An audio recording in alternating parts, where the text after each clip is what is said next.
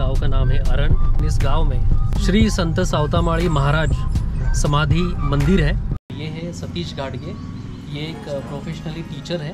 सावता महाराज हे खूप जुने संत आहेत। 12व्या शतकामध्ये सावता महाराजांनी या ठिकाणी त्यांचा जन्म झालेला आणि याच कर्मभूमीमध्ये त्यांनी संजीवन समाधी घेतलेली आहे।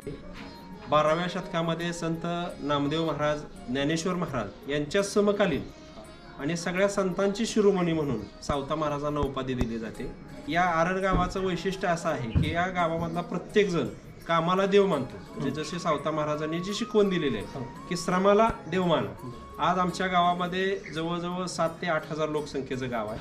प्रत्येक जण सावता महाराजांची शिकवण जी आहे ती आत्मसात करून आपल्या कामामध्ये कसा परमेश्वर शोधता येईल, म्हणजे आर्थिक उत्पन्न कशा पद्धतीने वाढवता येईल या दृष्टीनं आज प्रत्येक शेतकरी, प्रत्येक गावातला युवक त्या दृष्टीनं कामकाज करतो आहे। या ठिकाणचं महात्म्य म्हणजे आमच्या सावता महाराजांच्या 2 यात्रा प्रमुख मोठ्या होतात। एक चंदनओटी सोहळा असतो, त्यानंतर श्रीफळ हंडीचा सोहळा।